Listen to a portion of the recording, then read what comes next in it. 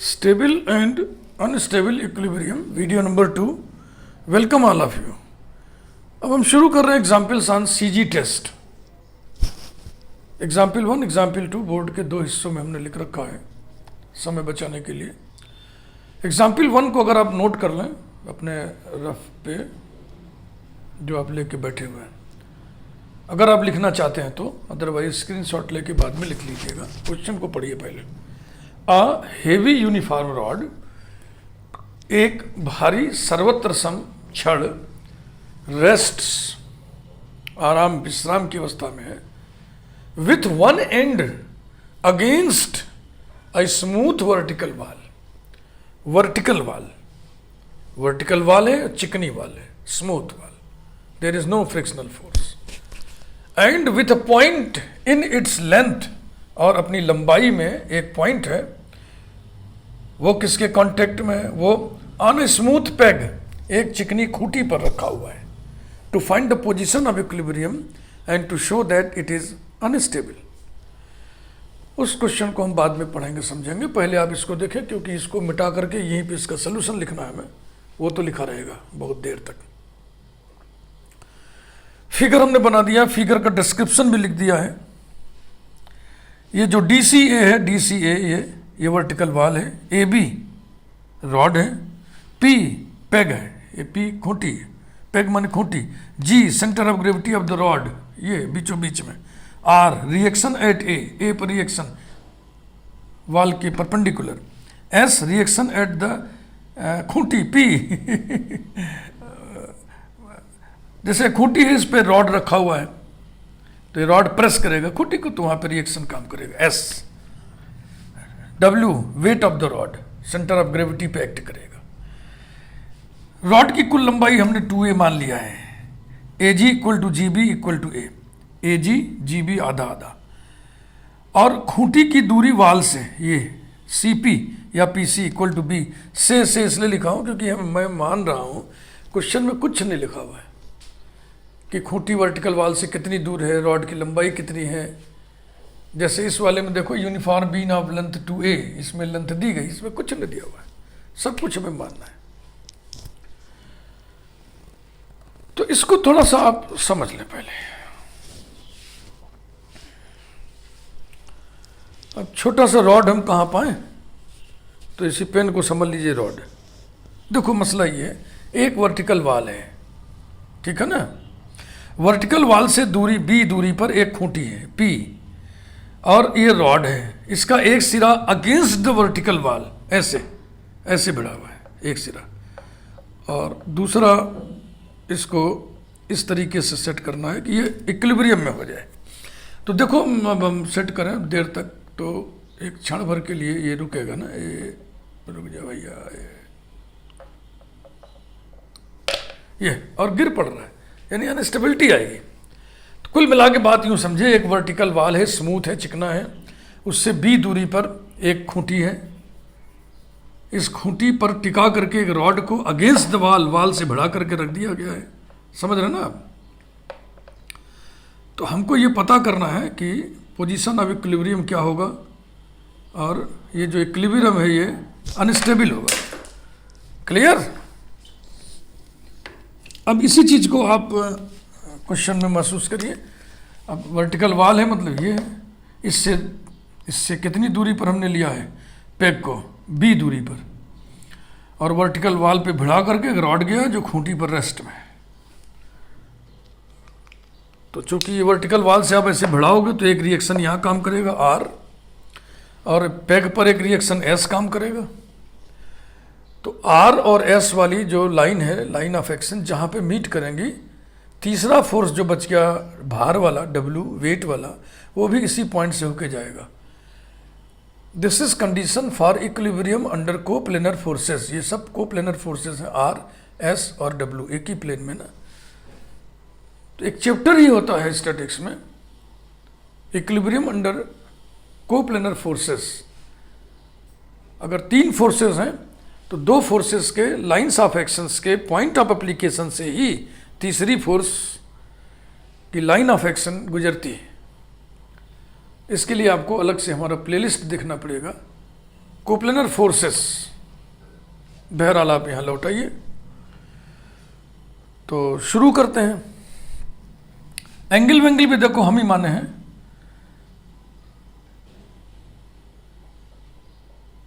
Rod vertical वाल के साथ थीटा एंगल बना रहा है, ऐसा हमने मान लिया। तो अब इसमें ज्योमेट्री लगा करके देखो, वर्टिकल और रॉड के बीच का एंगल थीटा है, तो ये भी एंगल तो वही है ना, ये वर्टिकल है, ये रॉड है, ये थीटा हुआ। अच्छा, ये थीटा है तो ये 90 डिग्री माइनस थीटा होगा, ये 90 डिग्री माइनस थीटा है, और यहाँ पर ये 90 डिग्री है, तो ये कितना होगा, थीटा होगा। तो ये थीटा हुआ, ये थीटा हुआ, ये थीटा हुआ। कोप्लेनर फोर्सेस प्लेलिस्ट पढ़ोगे तो वहाँ पे भी ये न्यूमेरिकल आपको मिलेगा। वहाँ पे क्या करते हैं, इस राइट एंगल ट्रायंगल में, इस राइट एंगल ट्रायंगल में, इस राइट एंगल ट्रायंगल में sign theta sine theta sine theta 3 निकाल के तीनों का आपस में गुणा कर देंगे, साइन क्यूब थीटा बराबर आ जाएगा। वर्चुअल वर्क चैप्टर में भी ये न्यूमेरिकल आपको मिलेगा। तो अब इसके सोल्यूशन को हम शुरू करने जा रहे हैं, इसलिए तो स्पेस क्रिएट कर लें। क्वेश्चन आप समझ चुके होंगे। चूंकि डिस्क्रिप्शन को हमने एक खास स्टाइल में लिख दिया है, इसलिए अब हम उसको लैंग्वेज में, सेंटेंसेस में डिस्क्रिप्शन ऑफ द फिगर नहीं लिखेंगे। सिर्फ हम क्या करेंगे, देखो एक फिक्स्ड पॉइंट तलाशेंगे। तो खूंटी से ज़्यादा फिक्स्ड पॉइंट कौन होगा, पेग, पेग माने खूंटी, ये फिक्स्ड है ना। इससे होकर जाने वाले हॉरिजॉन्टल लाइन से रॉड के सेंटर ऑफ ग्रेविटी की हाइट हम मानेंगे। Let small z be the height of the center of gravity of the rod, then z equal to peg से होके जाने वाली हॉरिजॉन्टल लाइन से g की हाइट कितनी होगी, एन जी या जी एन, जो भी लिखना, ऐसे नाप ले, ऐसे नाप ले, यहाँ कोई डायरेक्शन का कोई हम सेंस है ना, इसलिए चाहे एन जी बोलो चाहे जी एन बोलो। तो ये हो गया G N equals to G N बराबर होगा D C equals to D C equals to D A minus C A, D A minus C A. अब डी ए की वैल्यू इस राइट एंगल ट्रायंगल में निकालोगे और सी ए की वैल्यू इस राइट एंगल ट्रायंगल में निकालोगे। सी से पी तक का लेंथ आपको मालूम है, ये लेंथ है स्मॉल बी, चाहो तो यहां पे लिख दो। अब आइए पहले हम डी ए की बात कर लें।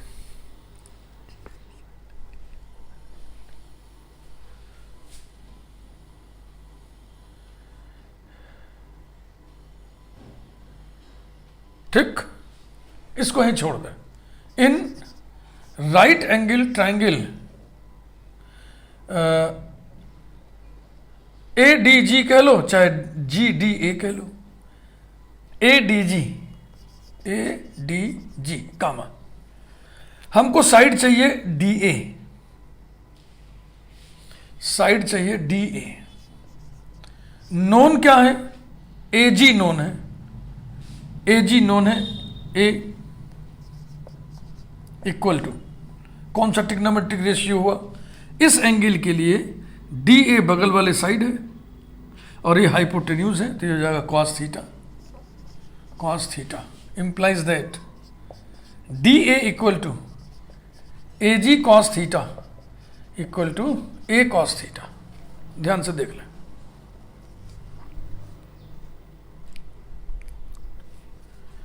अब सी ए निकाला जाए। In right angle triangle A C P, A C P, C A चाहिए, जो चाहिए वो ऊपर बटे जो मालूम है, सी पी मालूम है। अब इस ट्रिग्नोमेट्रिक रेशियो थीटा के लिए निकालो। सी ए माने थीटा के बगल वाला साइड और सी पी माने थीटा के सामने वाला साइड। तो ये हो गया बेस अपान परपेंडिकुलर, यानी बेस अपान परपेंडिकुलर कॉट, ये कॉट थीटा हो गया। Implies that C A equal to C P into cot theta, और सी पी कितना है, small B cot theta. Description हमने नहीं लिखा क्योंकि यहां लिख दिए हैं। अब से का मतलब है कि माना रॉड की लंबाई 2a है, इसलिए ए जी बराबर जी बी बराबर ए होगा। माना पेग की दूरी वर्टिकल वाल से स्मॉल बी है, इसलिए पी सी सी पी जो भी है बराबर बी होगा। इन वैल्यूज को अब जेड वाले उसमें रखिए। Therefore z equal to D A cos theta minus C A B cot theta. तो फिर से एक बार प्रवचन सुनिए। सेंटर ऑफ ग्रेविटी टेस्ट में हम करते क्या है, किसी फिक्स्ड पॉइंट से होके जाने वाली हॉरिजॉन्टल लाइन से जो भी रॉड है, बीम है, जो भी बॉडी है, बॉडी के सेंटर ऑफ ग्रेविटी की हाइट नापते हैं। मतलब नीचे से ऊपर हाइट नापते हैं, हाइट ना ऊंचाई नापते हैं। तो पेग फिक्स्ड पॉइंट है, पेग से होके जाने वाली हॉरिजॉन्टल लाइन से हमने रॉड के सेंटर ऑफ ग्रेविटी की हाइट एन जी को z मान लिया। फिर इस एन जी की वैल्यू हम क्या करेंगे, ऐसे निकालेंगे जिसमें एक कोई अननोन वेरिएबल घुस जाए। नहीं, हमने क्या किया, जेड को बना दिया थीटा का function. Z is a function of theta. तो एक वेरिएबल का फंक्शन अगर हम बनाएंगे तो इसको बोलते हैं 1 डिग्री फ्रीडम वाला प्रॉब्लम। और अगर कहीं दो घुस जाएंगे तो उसको 2 डिग्रीज फ्रीडम वाला प्रॉब्लम बोलते हैं। तो z को हम किसी एक अननोन वेरिएबल के फंक्शन के रूप में व्यक्त कर देते हैं। प्राय ही थीटा वीटा ही लेते हैं, एंगल ही लिया जाता है। अब इसका मैक्सिमम मिनिमम वैसे ही डिस्कस करेंगे जैसे हम कैलकुलस में किया करते थे। इंटरमीडिएट स्तर का काम अब बाकी है।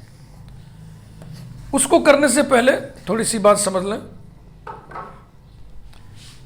कि यहां से यहां तक की हाइट आपने नापी है z।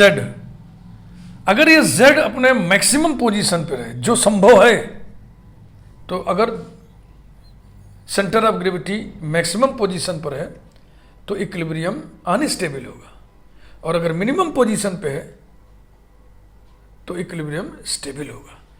हाई स्कूल में हम लोगों ने एक एग्जाम्पल पढ़ा था कि भूसे से भरी हुई लारी उलट क्यों जाती है।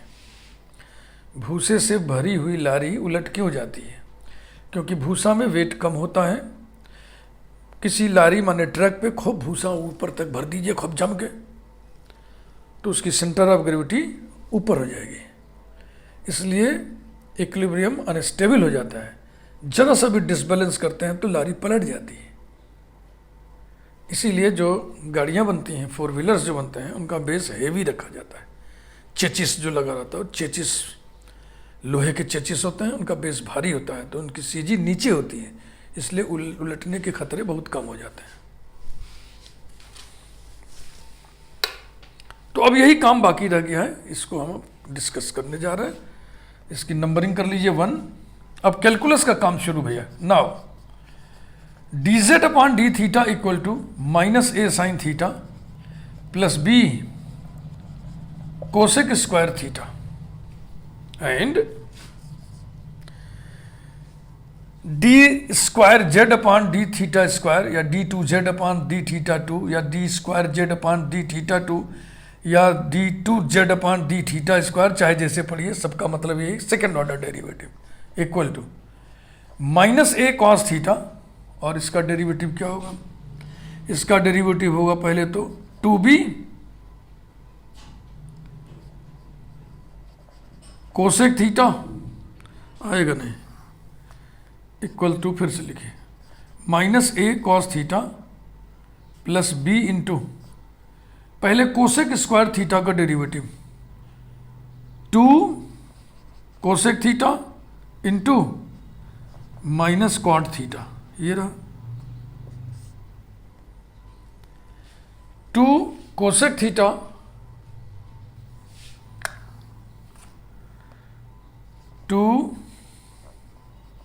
Cosec theta into 2 cosec theta into cosec theta का derivative minus cosec theta cos cot theta minus cosec theta cot theta, हो गया। यानी कि ये बराबर आ गया minus A cos theta minus 2b cosec square theta cot theta.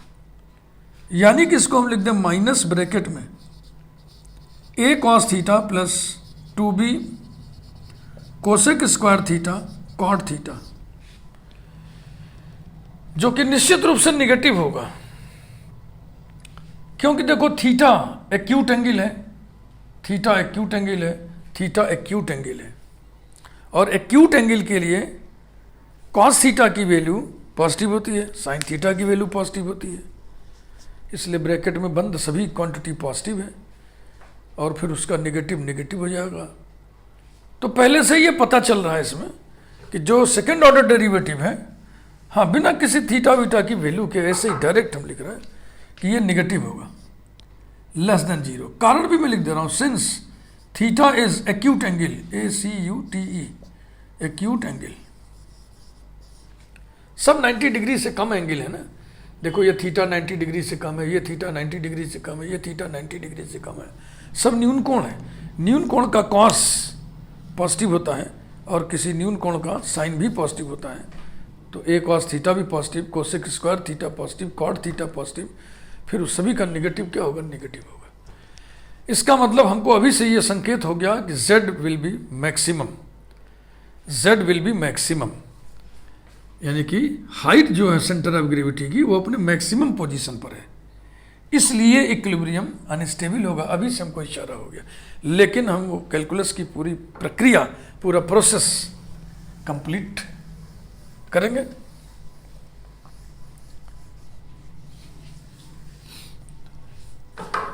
Position of equilibrium, अब इसके बाद हेडिंग डालते हैं, पोजीशन ऑफ इक्विलिब्रियम। इक्विलिब्रियम का पोजीशन आपको देगा dz upon D theta equal to 0 करने पर, थीटा का जो मान आएगा वो पोजीशन ऑफ इक्विलिब्रियम की बात करेगा। पोजीशन ऑफ इक्विलिब्रियम का मतलब हो गया पॉइंट ऑफ मिनिमा और point of maxima. This implies that ये है dz upon D theta minus A sine theta plus B cosec square theta equals to 0 implies that a sin theta equals to b upon sin square theta, implies that sin cube theta equal to b by a, implies that theta equal to sin inverse b by a और b by a पर power 1 by 3। ये position of equilibrium है। इतना angle जब बनेगा, इतना angle बनने पर हमें इक्विलिब्रियम प्राप्त होगा।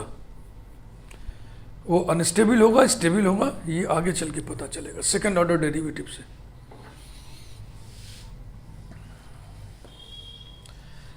तो हमने यहां कहा था ना कि चूंकि थीटा न्यून कोण है, इसलिए थीटा न्यून कोण के नाम पर चाहे जितना भी आ जाएगा, सेकंड ऑर्डर डेरिवेटिव निगेटिव ही होगा। लेकिन जो लैंग्वेज कैलकुलस में मैक्सिमा मिनिमा डिस्कस करने में लिखी जाती है, लैंग्वेज हम पूरा वही लिखेंगे। For this value of theta, अब नेचर लिखिए, नेचर ऑफ इक्विलिब्रियम लास्ट में से, position of equilibrium, nature of equilibrium, equilibrium, इसे नंबर 2 करना है। For theta equal to sine inverse b by A पे power 1 by 3 comma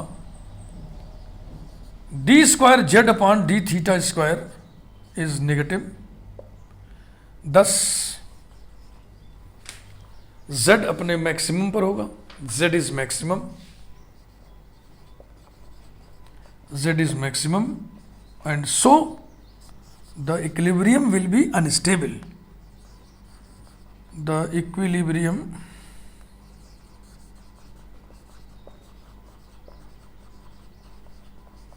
will be unstable.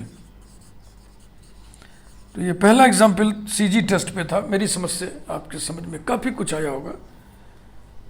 कम आया होगा तो इतने हिस्से वीडियो को आप 2 बार सुन लीजिए। अब आइए एग्जाम्पल 2 पे हम जल्दी जल्दी बात कर लें। अ यूनिफॉर्म बीम, बीम मतलब खूब मोटी सी छड़, धरन कहते हैं, बीम को धरन कहते हैं, धरन। अ यूनिफॉर्म बीम, आरसीसी के मकान बनते हैं ना तो बीम ढाले जाते हैं, वही बीम है।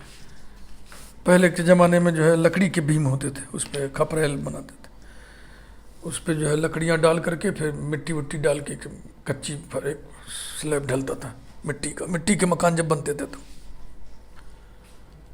A uniform beam of length 2a rests with its ends on 2 smooth planes which intersect in a horizontal line. 2 planes एक दूसरे को कहाँ मीट करते हैं? एक हॉरिजॉन्टल लाइन पर मीट करते हैं। ये आपको पता है, 3 डायमेंशनल ज्योमेट्री में आप पढ़े हुए हैं। ये देखिए, ये 2 प्लेन्स हैं, प्लेन 1 प्लेन 2, ये दोनों का जो कॉमन है, अगर ये दोनों एक दूसरे को काट रहे हैं तो कॉमन क्या होगा? Line of intersection. तो 2 प्लेन्स हैं जो इस तरीके से इंक्लाइंड हैं, ऐसे ऐसे देखिएगा। अब ये टेढ़ा हो जा रहा है, क्या करें, इसको सीधा समझिएगा। ये तो हॉरिजॉन्टल के साथ एक बीटा एंगल पे झुका हुआ है और एक अल्फा एंगल पे झुका हुआ है। अल्फा बीटा से बड़ा है, माने इधर जो एंगल है ज़्यादा है, इधर एंगल कम है। और ये दोनों हॉरिजॉन्टल लाइन पर एक दूसरे को मीट करते हैं, इंटरसेक्ट करते हैं। इस पर एक रॉड ऐसे टिकाया हुआ है, ये रॉड ऐसे टिकाया हुआ है। अब ये रॉड इसलिए टिका हुआ है क्योंकि ये खुरदुरा है, और ये जो प्लेन्स हैं ये स्मूथ है, देखो स्मूथ लिखे हुए हैं।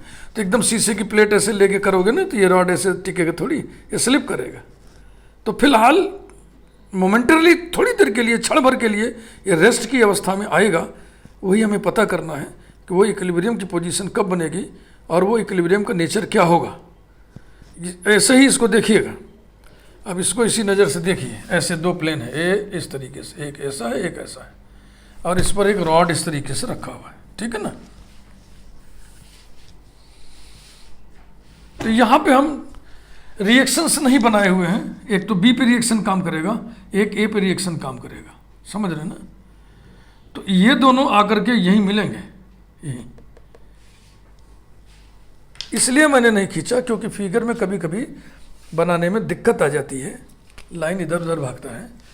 ये जो रिएक्शन है ये यहीं आएगा, है ना, यहीं, और ये भी रिएक्शन यहीं आएगा, ये, और यहीं से होकर के तीसरे फोर्स की लाइन ऑफ एक्शन होकर जाएगी। अभी मैंने आपको बताया था कि इक्विलिब्रियम अंडर 3 कोप्लेनर फोर्सेस का कंडीशन यही है कि 2 फोर्सेस के लाइन्स ऑफ एक्शन जिस पॉइंट पर मिले, तीसरे फोर्स का लाइन ऑफ एक्शन उसी पॉइंट से होके जाएगा। तो बी पे जो रिएक्शन है, ए पर जो रिएक्शन है यहाँ मिल रहा है, यहीं से होकर के तीसरा फोर्स डब्ल्यू है, उसकी क्रिया रेखा, उसका लाइन ऑफ एक्शन होके जाएगा। मैंने उसको बनाया नहीं, फिगर कॉम्प्लिकेटेड हो जाएगा इसलिए, और एग्ज़ाम में अचानक बनाओ तो बनता भी नहीं है, इसलिए स्टैटिक्स के पेपर के दिन पेंसिल रबर लेके जाना चाहिए। आप चाहें तो इसको बना दीजिए, आप इसको चाहें तो बना दीजिए, क्योंकि हमारा जो फिगर बना हुआ है इसमें बढ़िया से बन जा रहा है। कभी कभी दिक्कत करता है, आर कहीं भागेगा, एस कहीं भागेगा, तो पेंसिल रबर से सब कर लेना चाहिए। तो ए पर जो रिएक्शन है वो आर है, बी पर जो रिएक्शन है वो एस है। ये दोनों जहाँ मीट कर रहे हैं, ये पॉइंट ऑफ कॉन्करेंस होना चाहिए, तीसरा फोर्स वहीं से होकर जा रहा है। चलो हमने बना दिया। तो इस क्वेश्चन में लेंथ दी गई है रॉड की, जी सेंटर ऑफ ग्रेविटी है, रॉड है ए बी, और ये एक प्लेन है ऐसा, ये एक प्लेन है ऐसा, इस पर एक रॉड रखा हुआ है। फिर से पढ़िए। A uniform beam of length 2a rests with its ends on 2 smooth planes which intersect in a horizontal line. इतनी बात क्लियर हो गई। If the inclinations of the planes to the horizontal are alpha and beta, ये alpha है, ये beta है, then यहाँ पे एक शब्द छूट गया, then to show that the inclinations, या देन के बाद ये सब हम हटा ही दे रहे हैं, लो खत्म कहानी। Then the inclination theta of the beam to the horizontal, if the inclination theta of the beam, देखो क्वेश्चन लिखने में कुछ चूक हो गई, to the horizontal,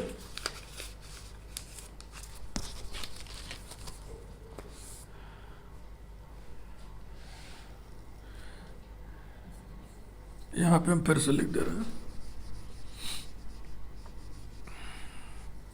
then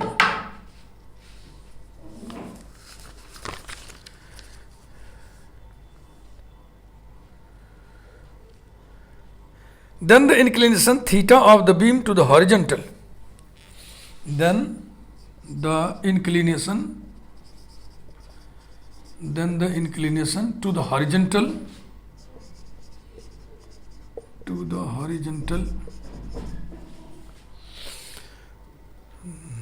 then the inclination theta to the horizontal of the beam is given by tan theta equal to this one, and to show that the beam is unstable in this position, ऐसा मामला है। तो फिर वही चीज,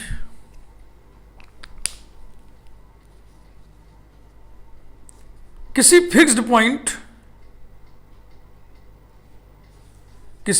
point से होके जाने वाली हॉरिजॉन्टल लाइन से बीम के सेंटर ऑफ ग्रेविटी की हाइट हम मेजर करेंगे। अब फिक्स्ड पॉइंट कहां खोजें भाई? तो जो इंक्लाइंड प्लेन्स दिए हुए हैं वो एक ही हॉरिजॉन्टल लाइन में मीट कर रहे हैं।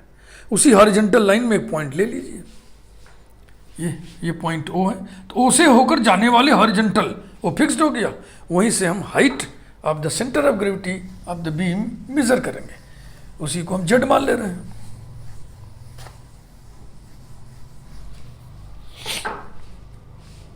Late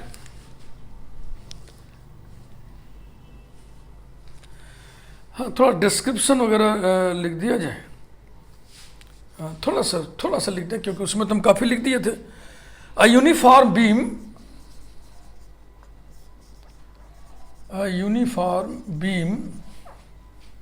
AB of length 2a rests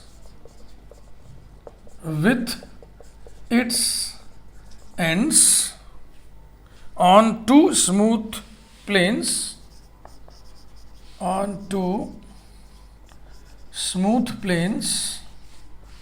OP and OQ, full stop. Let G be the center of gravity of the beam, then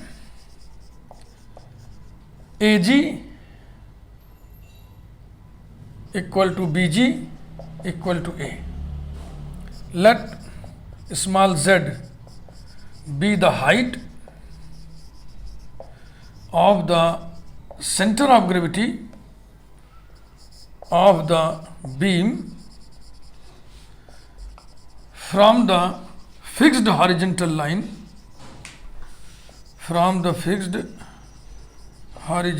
line, through O, यानी कि NOM लिख दें, NOM। देन Z बराबर कितना होगा? GD। Z बराबर होगा, figure देखिए, GD। जरा सा गौर फरमाएं आप, AN BN से बने चतुर्भुज क्वाड्रिलेटरल को देखिए, ABNM, इसको, ये समलंब चतुर्भुज है। ट्रेपेजियम के दो साइड्स आपस में पैरेलल होते हैं और अन्य दो साइड्स आपस में अनपैरेलल होते हैं। अनपैरेलल साइड्स के मिड पॉइंट्स को मिलाने वाली लाइन पैरेलल साइड्स के पैरेलल और उनके सम की आधी होती है। चूंकि ये वर्टिकल है, ये वर्टिकल है, ये वेट वाली लाइन है इसलिए वर्टिकल है, इसका ये मिडिल पॉइंट है इसलिए डी भी एन एम का मिडिल पॉइंट होगा, और इसलिए G D will be half of the A M plus B N equals to 1/2 A M plus B N. कारण लिख दीजिए, since A B N M is a trapezium, comma, G is the middle point, of BA, comma, BN parallel GD parallel AM due to being vertical lines, yes, इतना तो आप लिखी दो। Therefore Z equal to 1/2 AM, जरा देखें इसको, AM कितना होगा, OA साइन अल्फा होगा, OA sign alpha plus BN, इस वाले राइट एंगल ट्रायंगल में देखिएगा, BN बराबर होगा OB sign beta, OB sign beta. अब OA OB की वैल्यू हम निकालेंगे साइन रूल से।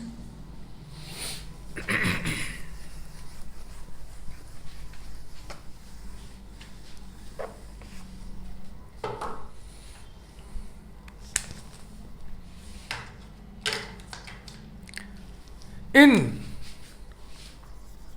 triangle OAB, comma, the sine rule gives OA upon equal to OB upon equal to AB upon, ठीक। अब OA के सामने, इस ट्रायंगल में हम लोग हैं, OA के सामने जो ये एंगल है पूरा, ये है थीटा प्लस बीटा, तो इसका sine of theta plus beta. OB के सामने ये वाला एंगल है, ये वाला, ये एंगल कितना बनेगा, अल्फा में से थीटा घटाएंगे, sine of alpha minus theta. और अब AB के सामने जो एंगल बन रहा है ये वाला, ये कैसे निकालेंगे, ये पाई में से अल्फा प्लस बीटा घटा देंगे, तो हो जाएगा साइन बड़ा ब्रैकेट पाई माइनस छोटा bracket alpha plus beta. Sine pi minus theta sine theta होता है, implies that OA upon sine of theta plus beta equals to OB upon sine of alpha minus theta equal to AB, कुल लंबाई 2A है, 2A upon sine of alpha plus beta. इस प्रकार से value निकलने जा रही है OA OB की, जो कि इसी में रख देंगे।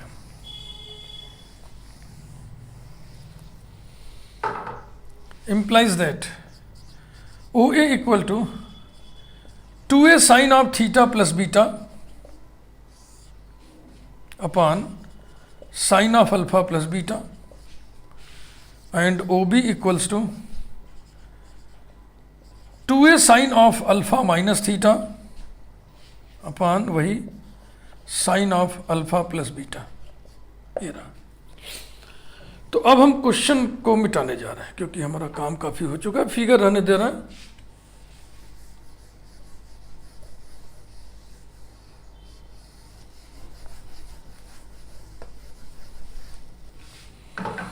एक चीज अभी से देख लें आप, जितने भी थीटा हैं, थीटा माने रॉड का हॉरिजॉन्टल के साथ झुकाव, थीटा है ना, ये न्यून कोण है, 90 डिग्री से कम है, 9 समझ रहे हैं ना, 90 डिग्री से कम है, इसको एक्यूट एंगल बोलते हैं, ACUTE, acute angle.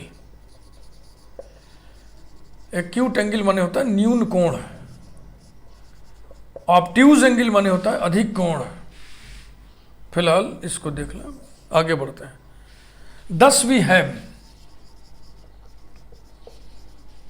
z equal to 1/2 बड़ा bracket O A sine alpha, माने 2a sine of theta plus beta into sine alpha upon sine of alpha plus beta plus O B sine beta 2a sine of alpha minus theta sine beta upon sine of alpha plus beta. इस प्रकार से हमने z को as a function of theta व्यक्त कर दिया। अब खेल आगे कौन होगा? कैलकुलस वाले मैक्सिमा मिनिमा का। z को हम मैक्सिमाइज या मिनिमाइज करेंगे। z अगर मैक्सिमम निकला तो अनस्टेबिलिटी होगी इक्विलिब्रियम में, z अगर मिनिमम निकला तो स्टेबिलिटी होगी। Implies that z equal to, ये 2a और 2a कॉमन है और नीचे वाला भी कॉमन है तो ये 2 बैलेंस हो जाएगा, यानी कि कॉमन क्या हो गया? a upon sine of alpha plus beta, क्योंकि इनमें थीटा नहीं है ना तो कांस्टेंट को बाहर कर लिया। अब क्या बचा? ध्यान रखना, 2a हटा लियो, ये हटा लिया तो बच गया sine of theta plus beta into sine alpha plus sine of alpha minus theta into sine beta. इस जेड की वैल्यू को नंबरिंग कर लिया जाए 1 और इधर ये सब मिटाते हैं। ये मैदान साफ।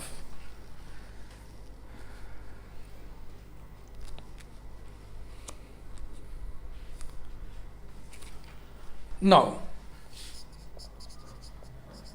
dz upon D theta is equal to a upon sine of alpha plus beta, bracket में थीटा के रिस्पेक्ट में डिफरेंशिएट कर रहे हो, ध्यान रखना।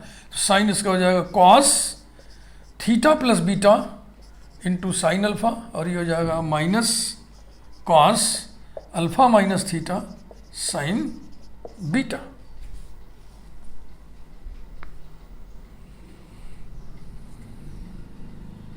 एक बार और डिफरेंशिएट करिए, and d2z upon D theta square equal to a upon sine of alpha plus beta into minus sine of theta plus beta into sine alpha. देखो कॉस का डेरिवेटिव करोगे तो माइनस में आता है ना, अब फिर यहाँ से भी माइनस आएगा तो दोनों आपस में फ्यूज हो जाएंगे तो ये माइनस जिंदा रहेगा। Minus sine of alpha minus theta into sine beta, this is equal to minus a upon sine of alpha plus beta bracket में sine of theta plus beta into sine alpha plus sine of alpha minus theta into sine beta.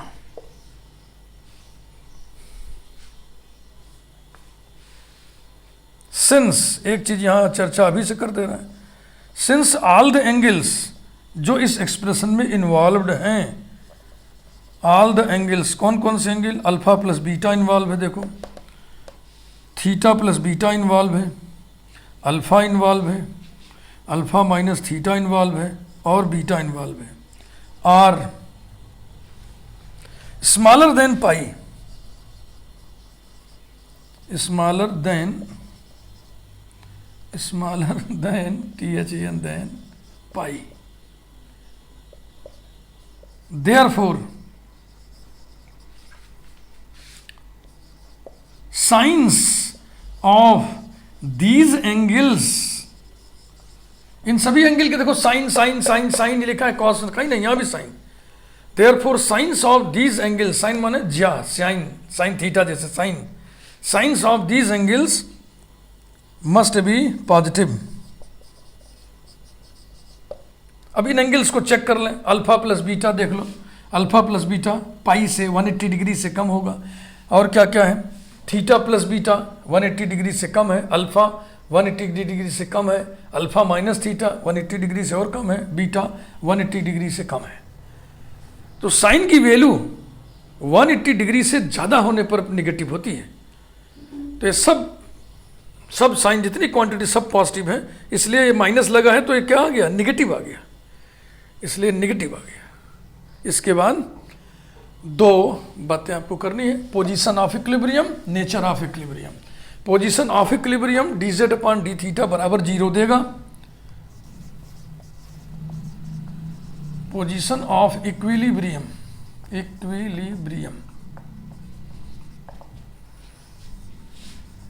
dz upon D theta equal to 0 implies that, अब जब इतना 0 करोगे तो ये bracket 0 होगा, यानी कि cos of theta plus beta into sine alpha minus cos of alpha minus theta into sine beta equals to 0। इसी को सिंप्लीफाई करके टेन थीटा आपको निकालना है।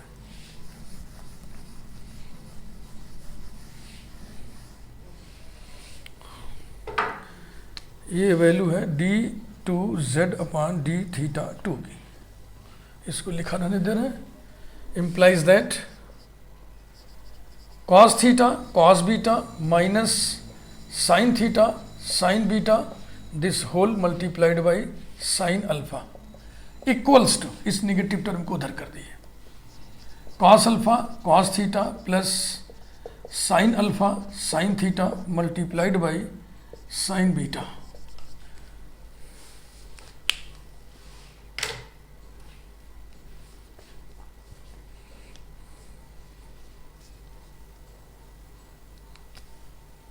implies that cos theta into sin alpha cos beta sin alpha cos beta और cos theta यहां से आएगा तो हो जाएगा minus cos alpha sin beta equals to sin theta into sin theta यहां पे sin अल्फा sin बीटा और साइन थीटा का टर्म उधर जाएगा plus sine alpha sine beta. Implies that इस कॉस थीटा को भी हम हटा देंगे, sine A cos B minus cos A sine B sine A minus B, यानी कि साइन अल्फा माइनस बीटा हो जाएगा। ये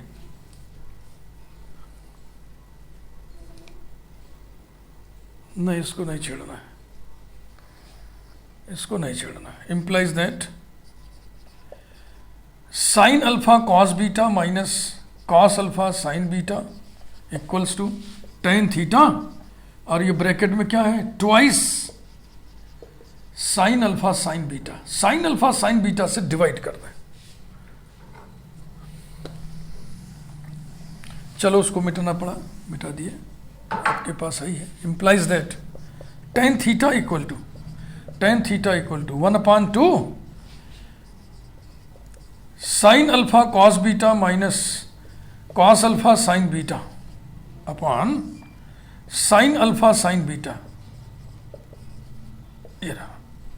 implies that tan theta equal to 1/2, क्या क्या बचा भाई, ये कट गया, कॉट बीटा माइनस ये कट गया cot alpha, cot beta minus cot alpha, ये रहा, यही लाना था, cot beta minus cot alpha, yes, which is the, यानी थीटा इक्वल टू इसी का tan inverse. Nature of equilibrium, nature of equilibrium